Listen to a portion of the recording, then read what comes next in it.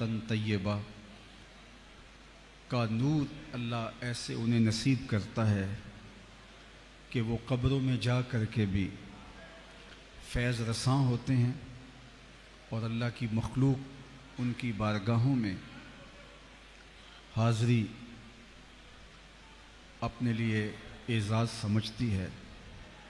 دنیا کے اوپر کتنے لوگ آئے اور آج ان کا زمانے کو نام بھی یاد نہیں ہے۔ آل ساسان نے 3150 سال ایران پہ حکومت کی ہے۔ 150 حکمران یکے بعد دیگرے اس ایک خاندان کے تخت نشین ہوئے ہیں، لیکن آج دنیا ان کے نام بھی بھول چکے ہیں۔ لوگوں کو ان کے تذکرے بھی یاد نہیں، جن کا طوطی بولتا تھا، جن کے نقارے بجتے تھے، آج زمانہ ان کے نام بھی یاد نہیں رکھ پا رہا۔ مٹ گیا مشتاق دل سے رنگ یاد رفتگاں، پھول مہنگے ہو گئے قبریں پرانی ہو گئیں۔ کون کسی کو یاد کرتا ہے اور کس کے پاس وقت ہے کہ کوئی کسی کو یاد کرے؟ یہ بالکل میں گجرانوالہ سے لاہور آتا ہوں تو بائیں جانب راوی سے پہلے جہانگیر کا مقبرہ پڑتا ہے۔ وہاں دن کو چلے جائیں یا رات کو، آپ کو وہاں اداسیوں کے ڈیرے دکھائی دیں گے۔ چھٹی کے دن کچھ لوگ وہاں گھومنے کے لیے آ جائیں تو وہ الگ بات ہے، لیکن پھر بھی جو احاطہ مزار کا ہے وہاں حسرتیں برستی دکھائی دے گی۔ وہ جن کے نقارے بجتے تھے اور جب وہ دربار سے نکلتے ہٹو بچوں کی صدائیں ہوتی تھیں، آج وہاں ہو کا عالم ہے۔ اور بالکل بادشاہ کے قرب میں اس کی محبوب بیوی نور جہاں کا مقبرہ ہے۔ بادشاہ جس کی ایک ایک ادا پہ جان وارتا تھا اور جس کے اشارہ ابرو پہ ہندوستان کی تقدیر کے فیصلے لکھے ہوتے تھے، آج اس کی قبر بھی حسرتوں کا منہ بولتا ثبوت ہے، اور لوح مزار پہ لکھا ہے بر مزارے ما غریباں، نئے چراغے نئے گلے، نئے پرے پروانہ سوزت نئے صدائے بلبلے۔ ہم غریبوں کی قبر پہ نہ کوئی چراغ جلانے آئے گا، نہ کوئی پھول ڈالنے آئے گا، نہ کسی پروانے نے پر جلانے ہیں اور نہ کسی بلبل نے گیت گانے ہیں۔ آج وہ غریب بنے ہوئے ہیں جو ہندوستان کی تقدیر کے مالک جانے جاتے، جب چلتے تو ہٹو بچوں کی صدائیں ہوتی، لیکن آج بر مزارے ما غریباں۔ یہ میں راوی کے اس پار کی کہانی سنا رہا ہوں۔ اب پل پار کر کے جب ادھر آئیں تو وہاں تو لکھا ہے بر مزارے ما غریباں، اور یہاں لکھا ہے گنج بخش فیض عالم مظہر نور خدا، ناقصاں را پیر کامل کاملاں را رہنما، سید حجویر مخدوم امم۔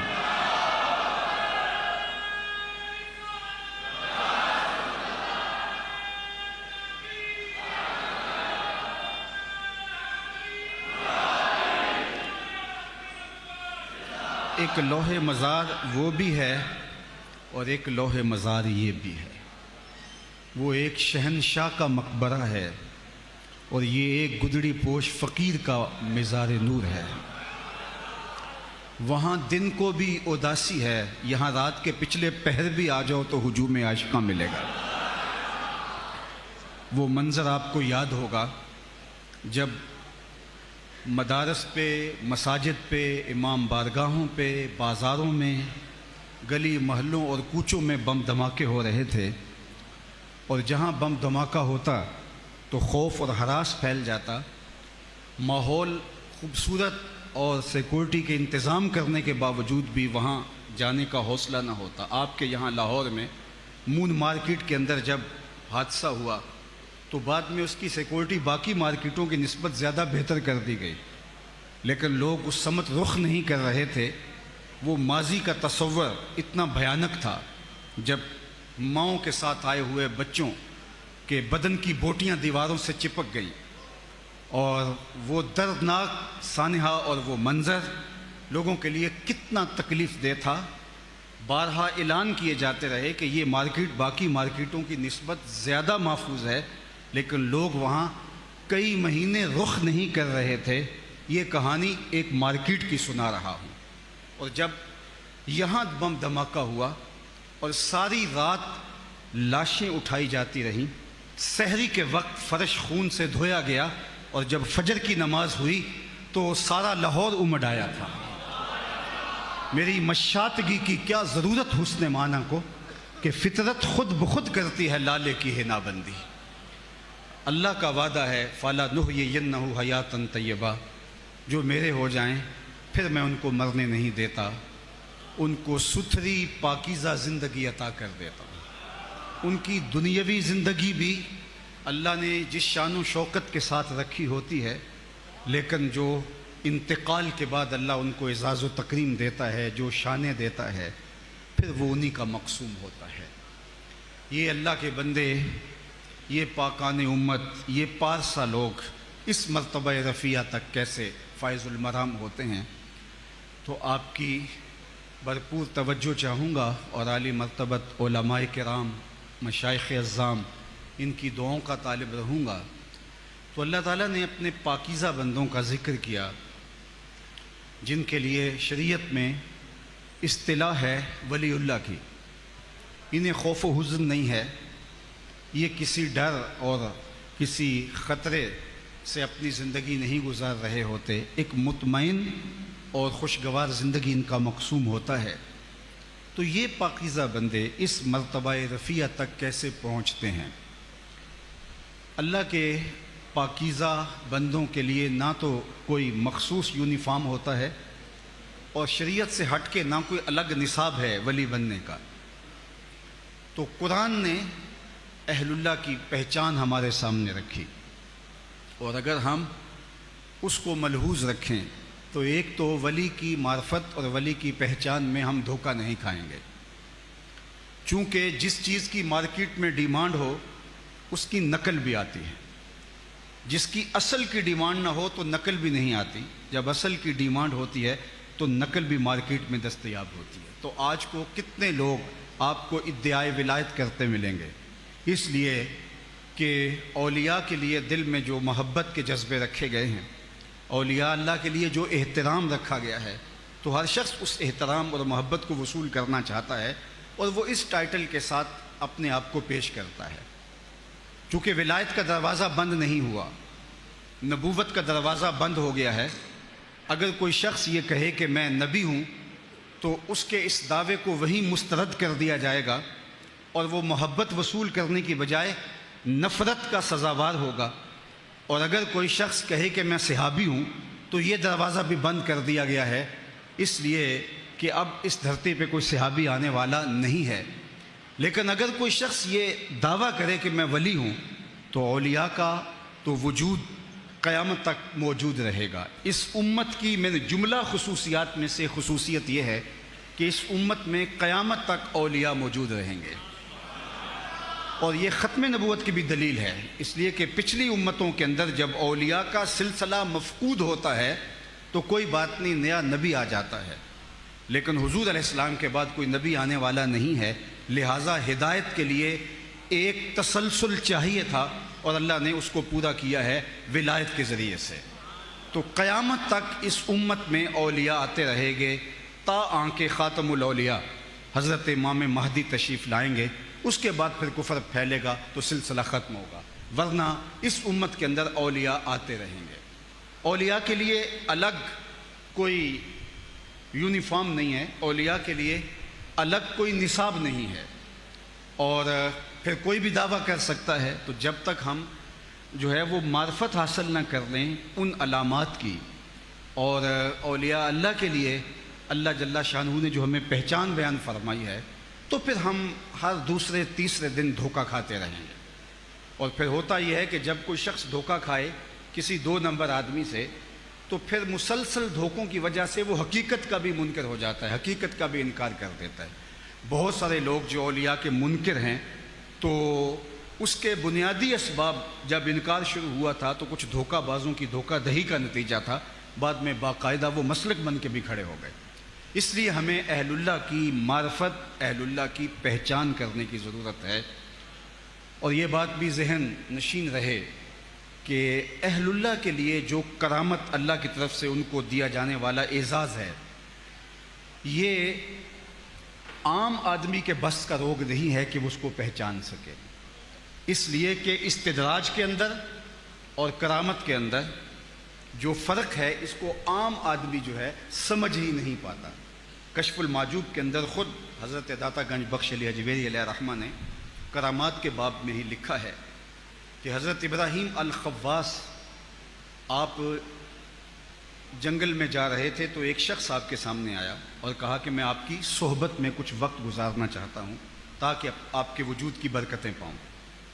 تو آپ نے مراقبہ کیا اور تنفر پیدا ہوا اس کی جانب سے آپ کے دل میں، تو اس کا اظہار کیا تو اس نے کہا جی میں راہب ہوں، نصرانی ہوں، لیکن آپ کی شہرت سنی ہے تو اس لیے میں آپ کی قربت میں کچھ وقت گزارنا چاہتا ہوں۔ تو آپ نے فرمایا کہ میرے پاس کھانے پینے کی اشیاء بہت قلیل ہیں اور میری صحبت آپ کے لیے بھاری پڑ جائے گی، تلخ ہوگی۔ اس نے کہا میں قبول کروں گا۔ مسلسل 8 دن وہ آپ کے ساتھ رہا۔ ایک دن اس نے کہا کہ حضرت میں یہ ارادہ تو کیا تھا کہ میں کوئی مطالبہ نہیں کروں گا، صبر کا دامن نہیں چھوڑوں گا، لیکن بھوک کی شدت کی وجہ سے میرے میں چلنے کی ہمت نہیں رہی۔ تو آپ اللہ کے بزرگ ہیں، اللہ کے بندے ہیں، تو آپ اللہ کی بارگاہ میں دعا کریں ہمارے کھانے پینے کا کوئی انتظام ہو جائے۔ فرماتے ہیں کہ میں سجدے میں سر رکھ دیا اور بارگاہ ازدی میں عرض گزار ہوا کہ مالک اس کافر کے سامنے مجھے رسوا نہ کرنا۔ میں نے جب سر اٹھایا تو آسمان سے ایک طبق اترا جس پر 2 پیالے پانی کے تھے اور 2 روٹیاں تھیں۔ میں نے ایک پانی کا پیالہ اور ایک روٹی اسے دے دی اور ایک خود تناول کر لی۔ اس کے بعد پھر ہم سفر میں آگے بڑھ گئے، چلتے رہے۔ 8 دن جب دوبارہ گزرے تو اس کی ٹانگیں پھر مجھے کپ کپاتی دکھائی دیں کہ پہلے والی حالت پھر عود کر رہی ہے۔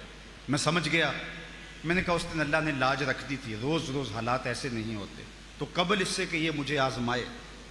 تو کہتے ہیں میں نے پہلے کہا کہ میاں آج تیری باری ہے، تو بھی عیسائیوں کا بہت بڑا پیر پادری ہے۔ تو کہتے ہیں کہ اس نے کوئی تعامل کرنے کی بجائے سجدے میں سر رکھ دیا، اور میرے دل میں تھا کہ اس کے سر رکھنے سے کیا ہوگا، لیکن جب اس نے سر اٹھایا تو آسمان سے طبق اترا جس پر 4 پیالے پانی کے اور 4 روٹیاں تھیں۔ مجھے کہنے لگا کہ حضرت کھائیے، تو میں نے کہا میں نہیں کھاؤں گا، چونکہ یہ کرامت ہو نہیں سکتی اور استدراج کا کھانا میرے لیے جائز نہیں ہے۔ تو اس نے کہا حضرت کھائیے اور 2 مبارکیں وصول کیجیے۔ تو میں نے کہا کیا مبارکیں؟ تو وہ کہنے لگا کہ میں نے جب پیشانی سجدے میں رکھی تو میں نے کہا مالک اگر اسلام سچا دین ہے تو 2 پانی کے پیالے اور 2 روٹیاں دے دے، اور اگر ابراہیم الخواص واقعی تیرا ولی ہے تو 2 روٹیاں اور 2 پانی کے پیالے اس وجہ سے دے دے، اور اب یہ طبق ان چیزوں کے ساتھ اترا ہے تو آپ میرے ایمان کے بھی گواہ بن جائیے اور اپنی ولایت کی مبارک بھی وصول کی۔ اب یہاں دیکھیے کہ حضرت ابراہیم الخواص جیسے بزرگ جو ہیں وہ بھی یہاں ایک چیز کو دیکھ کر کے کہ یہ کرامت ہے، استدراج ہے، تشویش میں مبتلا ہو جاتے ہیں۔ تو پھر عام آدمی کے لیے یہ کس طرح معیار مقرر کیا جا سکتا ہے؟ شعبدہ باز لوگ تو پھر دھوکہ دے کے کسی کو ولی مان لیں گے، اور جنہوں نے مانا ہوا ہے انہوں نے اسی طرح مانا ہوا ہے۔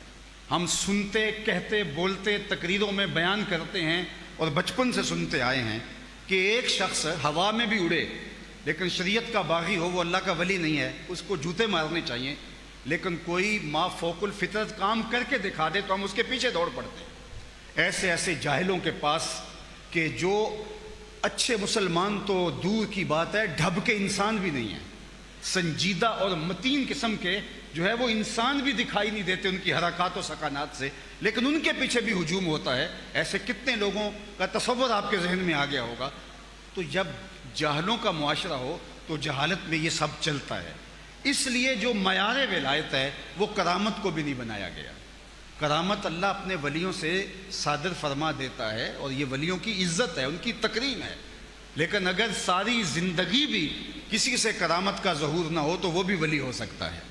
اور اولیاء اللہ کرامتیں طلب نہیں کرتے کہ وہ اللہ سے مانگے کہ یا اللہ مجھے کوئی کرامت دے دے تاکہ لوگ میرے پیچھے لگ جائیں، یہ ان کی آرزو نہیں ہوتی۔ ابو عمار حنبلی فرماتے ہیں کن طالباً للاستقامہ لا طالباً للکرامہ، नफ्सो का ततलबु मिनकल करामा व रब्बु का यतलबु मिनकल इस्तिकामा। कहा करामतों के पीछे ना भागना, इस्तिकामत के पीछे भागना। तेरा नफ्स तुझसे करामतों का तालिब है, तेरा रब तुझसे इस्तिकामत का तालिब है। तो करामत जो है बरहक है, और करामत का मिन हैसुल करामत इनकार करना ये कुफ्र भी है। अगर कोई कहे मैं नफ्स करामत को नहीं मानता, काफिर होगा। और वो करामात जिनका जिक्र कुरान में मौजूद है उसका इनकार कुरान का इनकार है, और उसका इनकार भी कुफ्र है। जिस आसिफ बिन बरखिया का तख्ते बल्कीस आने वाहद में लाना है, ये हज़रत सुलेमान के जो है वो एक साहिब की करामत थी कि उन्होंने एक महीना जाते हुए लगता है, एक महीना मुल्क सबा से होके वापस आते हुए लगता है। अगर छू के भी आना हो तो 2 माह चाहिए। और जो तख्त है वो 60 हाथ चौड़ा है, 80 हाथ लंबा है और कई हाथ मोटा है, और 7 जो है वो दरवाज़ों के अंदर मुकफ़ल है, 7 दीवारों के अंदर, 7 कोठरियों के अंदर, और पहरेदार खड़े हैं। जिन ने कहा मैं दोपहर तक ले आता हूँ, बहुत बड़ी बात थी, लेकिन हज़रत सुलेमान ने कहा कि मुझे इससे भी पहले चाहिए। तो फिर हज़रत सुलेमान का एक उम्मती खड़ा हुआ, क़ाल अल्लज़ी इंदहु इल्म मिनल किताब, जिसके पास किताबुल्लाह का इल्म था, उसने कहा हज़रत मैं हाजिर कर देता हूँ। कहा वो तो दोपहर तक का वक्त दे रहा है, तुम कितनी देर में लाओगे? तो कहा आना आती का भी कबल अन यर्तद्दा इलैका तरफ़ुक, हुजूर आप आंख बाद में झपकेंगे, तख्त पहले पड़ा होगा। और हज़रत सुलेमान ने अभी आंख नहीं झपकी, तख्त पहले मौजूद। और फिर कहा कि हाज़ा मिन फ़ज़ल रब्बी, ये मेरे रब का फ़ज़ल है। अल्लाह अकबर, अल्लाह अकबर। यहाँ एक जुमला अर्ज़ करना चाहता हूँ, ये कमाल के आने वाहद के अंदर तख्त कदमों में हाजिर कर दिया, ये हज़रत सुलेमान के उम्मती का कमाल है, ये हज़रत सुलेमान के मुक्तदी का कमाल है। जब हज़रत सुलेमान के मुक्तदी का ये कमाल है कि आने वाहद में 1 महीने की मसाफत से तख्त ला के कदमों में हाजिर कर देता है, और ख़ुद मुक्तदी बनकर हज़रत सुलेमान जिस पैगंबर की इक्तिदा में खड़े हैं, उस मुक्तदा की शान का आलम क्या होगा, उनकी अज़मतों का आलम क्या होगा। मैं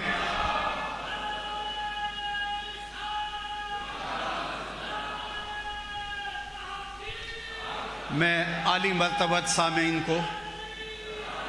मर्तबत सामीन से गुजारिश करूँगा कि ये जज्बा जो आपका है किसी और मौके पर इसका इजहार हो सकता है, और ये नारा हमारे मिजाज में, हमारे मसलक में जो है वो शामिल है।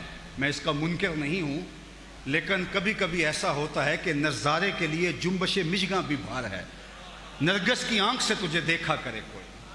इसलिए हर चीज़ का एक मौका होता है, तो ज़रूर इसका इजहार किसी और मौके पे ज़रूर कर लीजिएगा, क्योंकि वक्त बहुत थोड़ा है और मैं बहुत तेज़ी के साथ बात को आगे बढ़ाना है। अभी तमहीद में ही काफ़ी वक्त बीत गया, तो आप ये वक्त भी अगर मेरे खाते डाल दें तो खैर की कुछ बातें आप तक ज़्यादा पहुँच जाएंगी। ये शौक़ तो आप कहीं खड़े हो के भी पूरा कर सकते हैं। तो मैं अर्ज़ कर रहा था कि करामत का मिन हैसुल करामत इनकार कुफ्र है। वो करामत जिनका बयान कुरान के दामन में, जिस आसिफ बिन बरखिया की करामत है, हज़रत मरियम के हुजरे में बेमौसम फलों का आना, ये वलिया की करामत है। असहाबे कहफ का बग़ैर खाए पिए 309 साल तक मुसलसल सोए रहना। तो अल्लाह ताला जल्ला शानहू ने अपने बंदों के लिए ये एज़ाज़ और ये तकरीम रखी है। तो करामात जो जिनका ज़िक्र कुरान में मौजूद है, तो उनका इनकार भी कुफ्र होगा। अलबत्ता अहादीस में अगर करामात हैं, तो अगर वो मुतवातर अहादीस हैं तो उनका इनकार भी कुफ्र ही होगा। लेकिन कोई एक भी मुतवातर हदीस नहीं है जिसमें करामत का बयान, बाकी अहादीसें मशहूरा हैं, तो उनका जो इनकार करना है वो गुमराही है। और मशाहीर बुज़ुर्गों की करामात का इनकार करना जो है वो उलमा ने कहा है कि सवाए महरूमी की और कुछ नहीं है। तो जो अल्लाह के साले बंदे हैं उनकी तरफ से अगर कोई मुसद्दक़ा चीज़ आप तक पहुँच जाए तो उसको कबूल करना चाहिए। लेकिन इसके बावजूद भी जो मयार बताया गया अल्लाह जल्ला शानहू की कुर्बत का, वो ये नहीं बताया गया, क्योंकि बहुत सारे औलिया अल्लाह ऐसे हैं जिनकी करामात जो है वो उनसे सादर भी नहीं हुई, या हुई हैं तो हमारे तक नहीं पहुंची। और सबसे बड़े अल्लाह के वली तो सहाबा हैं, और कितने सहाबा हैं जिनकी करामात हमारे तक नहीं पहुंची। तो फिर मयार क्या है? तो मयार दिया अल्लज़ीना आमनू व कानू यत्तकून। अल्लाह अकबर। ईमान और तकवा। अब ज़ाहिर है अल्लाह की कुर्बत के लिए ईमान भी आला दर्जे का उस मुकाम पे कि तयक्कुन का वो नूर और यकीन की वो बिजलियाँ उनके एतक़ादात से फूटती हों। और ईमान में सबसे पहली चीज़, सबसे अव्वलियत जिस चीज़ को है वो अक़ीदा तौहीद को है। अल्लाह पर जितना तवक्कुल मजबूत होगा, اللہ جل شانہ کے ساتھ جتنی محبت کا رشتہ مستحکم ہوگا، اللہ جل شانہ کے ساتھ جتنا الفت کا رشتہ مستحکم ہوگا، اور اس کے ساتھ جتنا باطنی تعلق مضبوط ہوگا، اس قدر ہی اللہ کی قربت کا نور بندے کو نصیب ہوتا چلا جائے گا۔ تو سب سے پہلے ایمان، اور دوسری بات جو ارشاد فرمائی تقوی، اور وہ تقوی بھی اللہ کا جتنا بڑا ولی ہے اس حساب سے اس کا تقوی بھی اتنا ہی بلند، اتنا ہی رفیع الشان ہوگا۔ امام فخر الدین رازی نے اس آیت کریمہ کے تحت فرمایا کہ ایک ہے قوت نظریہ اور ایک ہے قوت عملیہ۔ اللہ کا جو ولی ہے قوت نظریہ میں بھی اس مقام پہ فائز المرام ہوتا ہے کہ عام لوگ اس مقام پہ فائز المرام نہیں ہوتے، اور قوت عملیہ میں بھی وہ اس مقام پہ فائز المرام ہوتا ہے کہ جو فرمایا گیا کہ عام لوگوں کی نیکیاں جو ابرار ہیں، نیکوکار ہیں، ان کے سیئات ہوتے ہیں، وہ ان کو سیئات سمجھ رہے ہوتے ہیں، چونکہ ان کا مقام اتنا رفیع ہوتا ہے۔ حضور علیہ السلام کے صحابہ فرماتے ہیں بعد میں تابعین کو کہ جن چیزوں کو تم عام سمجھتے تھے، ہم حضور کے دور میں ان کو موبقات میں سے ہلاک کر دینے والی چیزوں میں سے سمجھتے تھے۔ ظاہر ہے جتنا مرتبہ زیادہ ہوگا اس قدر جو ہے وہ اس سے تقاضا بھی اتنا اہم ہوگا۔ حضرت امام احمد بن حنبل سے ایک خاتون مسئلہ پوچھنے آئی ہے، اور پوچھتی ہے کہ حضرت میں ایک مسئلہ پوچھنا چاہتی ہوں۔ تو میں پوچھیے۔ اس نے کہا کہ مجھے بتائیے کہ میں سود کاٹتی ہوں، اور کبھی ایسا ہوتا ہے کہ چاندنی راتیں ہوتی ہیں، تو چاندنی راتوں میں میں رات کو بھی کچھ سود کاٹ لیتی ہوں، اور جب دن کا وقت ہوتا ہے اور دن کا کاٹا ہوا سود اور رات کا کاٹا ہوا سود دونوں میں معیار میں فرق ہوتا ہے، ذرا دن کے اجالے میں جو کاٹا ہوا ہے اور جو رات کی چاند کی چاندنی میں کاٹا ہوا ہے، تو کیا ان دونوں کو میں ملا کر کے اکٹھا فروخت کر سکتی ہوں؟ تو جب اس نے یہ مسئلہ پوچھا تو امام احمد بن حنبل فرمانے لگے خاتون پہلے اپنا تعارف کرواؤ، تم کون ہو؟ تو اس نے کہا کہ سائل کی ذات نہیں پوچھی جاتی، آپ مجھے بتائیں مسئلہ کیا ہے؟ فرمایا نہیں، کچھ مسائل ایسے ہوتے ہیں کہ سائل کی شخصیت سے مسئلے کی نوعیت بدلتی ہے، تمہیں بتانا پڑے گا کہ تم کون ہو۔ تو اس نے کہا کہ میں حضرت بشر حافی کی ہمشیرہ ہوں۔ تو فرمایا پھر تمہارے لیے جائز نہیں۔ تو جو اللہ کے بندے ہوتے ہیں ان کا پھر عمل بھی اس اعتبار سے، اس درجے کا ان کا عمل ہوتا ہے، چونکہ اللہ نے ان کو مقامات رفیع پر فائز المرام ہوتا ہے، تو ان کی احتیاطیں۔ حاتم اصم کی زندگی دیکھیے، ساری زندگی بہرے بنے رہے۔ حضرت حاتم اصم جو ہیں وہ بہرے نہیں تھے، لیکن کس طرح بہرے بنے کہ ایک خاتون مسئلہ پوچھنے آئی اور بیٹھتے بیٹھتے اس کی ہوا خارج ہو گئی۔ یہ انسان کا ایک طبعی عارضہ ہے، لیکن یہ انسان اس میں اپنی شرمندگی بھی محسوس کرتا، پھر ذات کی خاتون تھی، تو اس کو بڑی سبکی ہوئی کہ حضرت میرے بارے میں کیا سوچیں گے۔ تو جب اس نے مسئلہ بیان کرنے لگی اور اس کے چہرے پہ شرمندگی کے جو ہے وہ آثار تھے کہ حضرت کے سامنے یہ ہو گیا، تو حضرت جب وہ آپ سے ہم کلام ہوئی تو آپ نے ایسے کہا کہ ذرا اونچی بولنا۔ اس کو تأثر یہ دیا کہ میں اونچا سنتا ہوں۔ تو جب حضرت نے یوں کیا تو اس کی وہ جو شرمندگی تھی وہ ختم ہو گئی، اور اس نے بے دھڑک اپنا مسئلہ بیان کیا اور بلند آواز سے کیا۔ جب تک وہ خاتون رہی حضرت حاتم جو ہے وہ بہرے بنے رہے تکلف کے ساتھ، کہ اسے جب بھی پتہ چلا کہ میں بہرا نہیں ہوں تو اس کو شرمندگی ہو گئی۔ یہ بزرگوں کے اخلاقیات ہیں، یہ ان کا کردار ہے۔ صوفی کتنا باریک ہوتا ہے، یہاں تو پگڑیاں اچھالی جاتی ہیں، یہاں حجرے غیبت کی بدبو سے متعفن ہیں۔ آج کا جو ہمارا طریقت کا سسٹم ہے اس سے تو تعفن آتا ہے، الا ماشاءاللہ کوئی 1000 میں ایک ہوگا، ورنہ جو حال ہے اس وقت دور موجود کی طریقت کا، اب یہ دیکھیے معیار کیا ہے کہ ساری زندگی اس لیے بہرے بنے رہے کہ اس کو اگر پتہ چل گیا کہ میں بہرا نہیں ہوں تو اس کو تب شرمندگی ہوگی۔ اللہ اکبر۔ تو یہ ہے کہ اگر ان کا مقام اتنا بلند ہے تو اس کے تقاضے بھی اتنے بلند ہیں۔ تو ان کا جو تقویٰ، اعلی حضرت عظیم البرکت امام اہل محبت، آپ کسی دعوت میں تشریف لے گئے اور جب وہاں پہنچے تو اس نے بہت ساری چیزیں پیش کی، تو آپ نے شوربہ چکھا تو شوربہ بڑا لذیذ تھا، تو آپ نے صاحب خانہ سے کہا کہ اگر تم کہو تو میں اس کو پی سکتا ہوں؟ تو اس نے کہا سب کچھ آپ کے لیے رکھا ہوا ہے۔ فرمایا نہیں، شوربے کا عرف جو ہے وہ مشروب نہیں ہے، معقول ہے، یہ کھایا جاتا ہے، پیا نہیں جاتا۔ اور میں جب عرف سے ہٹنے لگا ہوں تو مجھے میزبان سے اسپیشل اجازت چاہیے، چونکہ میرے دیکھا دیکھی باقی لوگ بھی پینے لگ جائیں تو آپ نے تو کھانے کے لیے اس کو بنایا ہے، تو وہ پھر کم پڑ جائے گا اور آپ کو شرمندگی ہوگی۔ یہ تقویٰ تھا ہمارے بزرگوں کا، ہم نے اپنے بزرگوں سے یہ سیکھنا تھا۔ جو اللہ کے ولی ہوتے ہیں، میں نے عرض کیا، نہ ان کا یونیفارم کوئی الگ ہوتا ہے، نہ ان کے لیے شریعت کا کوئی نصاب الگ بنایا گیا ہے۔ اللہ کے ولی شریعت پر ہی عمل کرتے ہیں، لیکن جس باریک بینی کے ساتھ، جس تفحص کے ساتھ، اور جس باریکی کے ساتھ، اور جس طرح دین کو جس انداز سے وہ دیکھتے ہیں، اور جن اعلیٰ اخلاقی اقدار کے وہ حامل ہوتے ہیں، تو وہ پھر اللہ کے مقرب اور بارگاہ قدس کے جو ہیں وہ مقرب بن جاتے ہیں۔ جو فرمایا گیا کہ میرا بندہ فرائض کے بعد جب نوافل کی کثرت کرے تو میرا قرب حاصل کر لیتا ہے، تو ہم نے فرض کے بعد نفل یہی سمجھا ہے کہ کچھ رکعات نفل ہیں اور نفلی روزہ ہے۔ ہمارے اقدار میں بھی، ہماری اخلاقیات میں بھی، ہمارے رویوں میں بھی، ہمارے طرز زندگی کے اندر بھی بہت ساری چیزیں ہیں۔ کچھ چیزیں واجبات میں سے ہیں، اس کے بغیر چارہ نہیں ہے، لیکن کچھ چیزیں جو ہیں اس طرح نوافل کے زمرے میں آتی ہیں، اور وہ بلند اخلاقیات اور وہ کردار کی وہ رفعتیں وہ ممتاز کرتی ہیں ان کو دوسروں سے، اور اللہ کا بندہ اس قدر صالح اور پاکیزہ بن جاتا ہے کہ اس کی ایک ایک ادا اور اس کا ایک ایک رویہ اور اس کا طرز زندگی لوگوں سے ایسا مختلف ہوتا ہے کہ وہ شریعت کے مزاج کو سمجھ کے اپنی روح کی اتھائی گہرائیوں تک اتار دیتے ہیں، اور پھر اللہ تعالیٰ جل شانہ ان کی ان خوبصورت اداؤں سے ان کو مقامات رفیع بھی عطا فرما دیتا ہے، ان کو ولایت کی دولت سے بھی مالا مال فرما دیتا ہے۔ میں اور آپ اگر یہ چاہیں کہ ہم اللہ کے پاکیزہ بندوں کی قربت میں جو ہے وہ حاضر ہو کر کے ان کے فیوز و برکات حاصل کریں، آج تو یہ بھی مسئلہ ہے کہ ہمارے ہاں جو فیوز و برکات کا تصور عمومی طور پہ بزرگوں کی بارگاہ میں جا کر ان کے توسل سے جو دعائیں مانگنا اور جو وہاں ہماری مادی ضروریات ہی رہ گئی، جبکہ توسل کے باب کے اندر اگر آپ اپنے پرانے بزرگوں اور جو پھر توسل ان سے کیے تھے وہ باطنی چیزوں کے لیے کہ میں تمہاری بارگاہ میں آیا ہوں، میرے دل کا یہ زنگ کیوں نہیں اتر رہا، اور اس کے لیے وہ کوشاں ہوتے تھے۔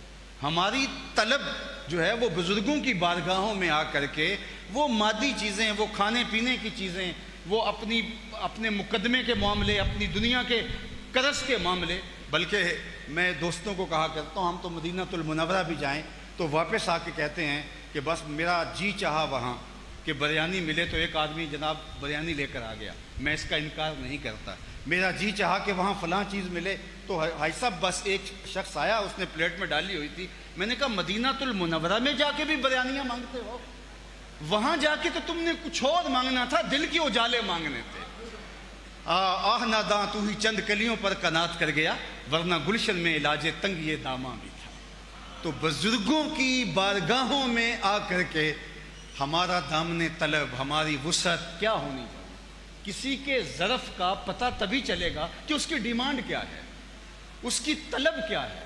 جو اس کی طلب ہوگی اس سے پتہ چلے گا اس کے اندر کیا چل رہا ہے۔ وہ کیا کسی نے کہا تھا نا کہ جام نہ دے حسن طلب کی داد ہی دے، یعنی جو حسن طلب ہے وہ کتنا بڑا ہے، تو وہ حسن طلب ہمارا ان بزرگوں کی بارگاہوں میں آ کے کس طرح دامن پھیلتے اور ہم ان سے کس چیز کا تقاضا کرتے ہیں۔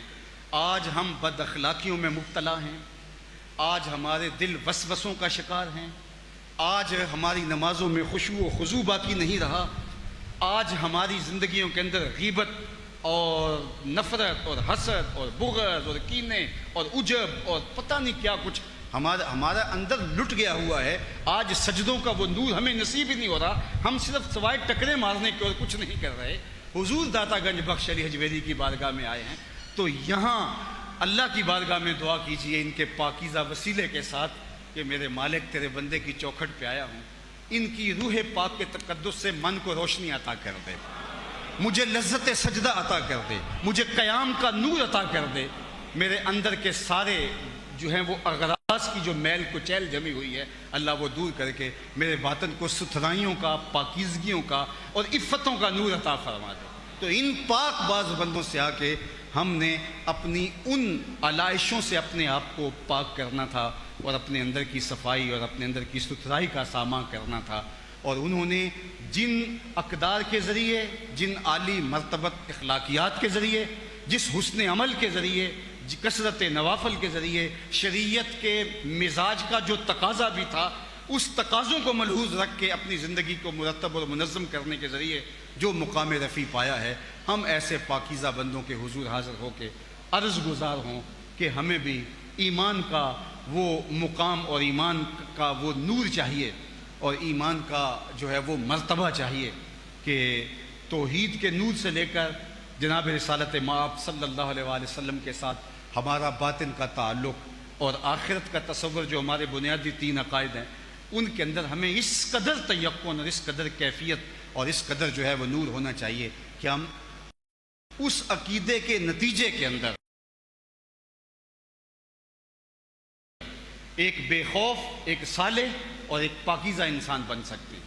اور وہ ایمان اہل اللہ کی صحبت سے آ کر کے ہمیں حاصل ہوتا ہے، بلکہ ہمیں تو یہ بھی بتایا گیا اذا تحیرتم فی الامور فاستعینوا من اہل القبور، جب تم امور کے اندر تحیر میں مبتلا ہو جاؤ تو اہل قبور کی بارگاہ میں آ کے جب تم حاضری دیتے ہو تو تمہارے اس مرض کا بھی علاج ہوتا ہے۔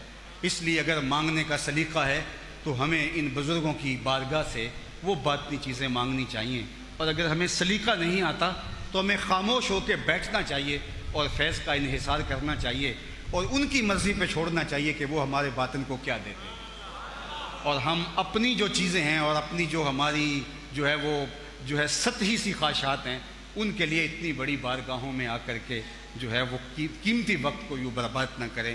تو اللہ جل شانہ کی بارگاہ میں آپ سارے لوگوں کی آمین کے ساتھ دعا ہے کہ ہم اس پاکیزہ ہستی کی بارگاہ میں اللہ اکبر، جو بابا فرید کا بھی باب مراد تھا، اللہ اکبر، جہاں خواجہ معین الدین چشتی اجمیری بھی آ کر کے 40 دن چلہ کشی کرتے ہیں اور پھر وہ پلٹتے ہوئے کہتے ہیں گنج بخش فیض عالم مظہر نور۔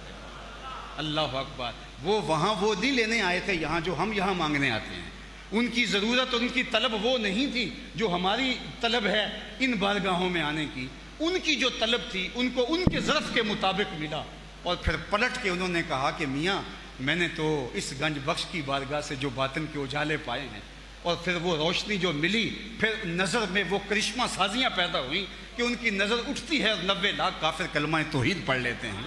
تو ان کی صحبت تو اکثیر ہے، حضرت مجدد پاک تو فرماتے ہیں کبریت احمر کا درجہ رکھتی ہے، سرخ گندک کی طرح ہے ان لوگوں کی صحبت، اور ان کی قربت میں آ کر کے آپ اپنے اندر کی ساری علائشوں کو مٹا کر کے ایک صالح پاکیزہ انسان اور ایک خوبصورت مسلمان ہونے کی آرزو کریں اور انتظار فیض میں بیٹھ جائیں، اور پھر دیکھیے کہ ان کی صحبت کا فیض کس طرح باطن کو رنگ دیتا ہے اور باطن کو کیسے اجالا دیتا ہے۔ اور اہل اللہ کی صحبت سے نور پانے والے جب اس رنگ میں رنگے جاتے ہیں تو وہ رنگ کچا اور ناپختہ نہیں ہوتا، حالات کا جبر کچھ بھی ہو اور جو ہے وہ زمانے کے تیور کچھ بھی بدلتے رہیں۔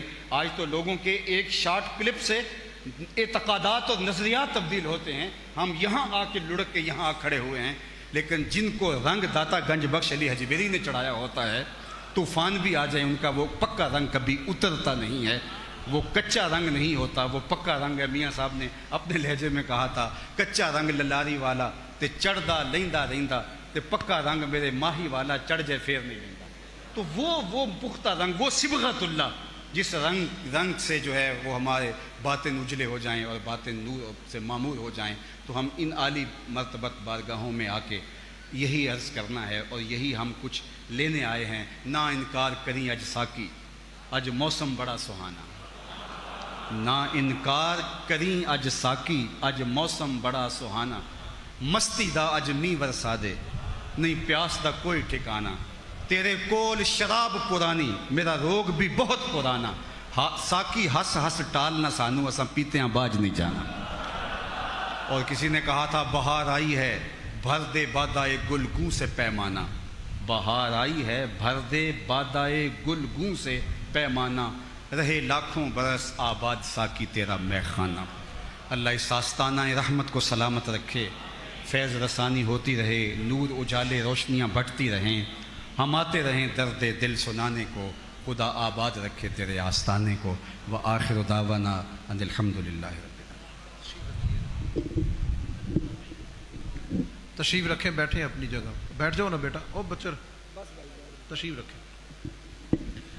میں محکمہ اوقاف کی طرف سے، دربار شریف کی انتظامیہ کی طرف سے، اخص الخاص محترم جناب ڈاکٹر سید طاہر رضا بخاری صاحب، سیکرٹری و چیف ایڈمنسٹریٹر اوقاف، کہ جن کی بالغ نظر اور فکر نے اس طرف رہنمائی فرمائی کہ ہمیں بارگاہ گنج بخش میں حاضری کے لیے انہیں ضرور فیض یاب کرنا چاہیے کہ جن کی پہچان داتا علی حجویری کا مشن ہے، اور وہ مشن جیسے میں نے عرض کیا علم کا ہے، تربیت کا ہے، محبت کا ہے اور خدمت کا ہے۔ میں شکر گزار ہوں اور دعا گو ہوں کہ اللہ تعالیٰ آپ کی عمر میں برکت عطا کرے، آپ کے فیض کو اور عام فرمائے۔ آپ کو معلوم ہے کہ حضور فیض عالم کی کتاب کشف المحجوب کو لکھے گئے 1000 سال مکمل ہو چکا ہے۔ اس عظیم یادگار موقع پر محکمہ اوقاف مذہبی امور نے حضور فیض عالم کی کتاب کشف المحجوب کا ایک بہت ہی خاص ایڈیشن اپنے ظاہری اور علمی اس حسن کے ساتھ طبع کرانے کا اہتمام اور اعزاز پایا ہے۔ میں محترم المقام جناب ڈاکٹر سید طاہر رضا بخاری صاحب سے گزارش کروں گا کہ آپ تشریف لائیں، ہمارے مہمان معزز محترم جناب علامہ رضا ثاقب مصطفائی صاحب کو وہ یادگاری نسخہ آپ اپنے ہاتھوں سے پیش فرمائیں۔ محترم جناب ڈاکٹر سید طاہر رضا بخاری صاحب۔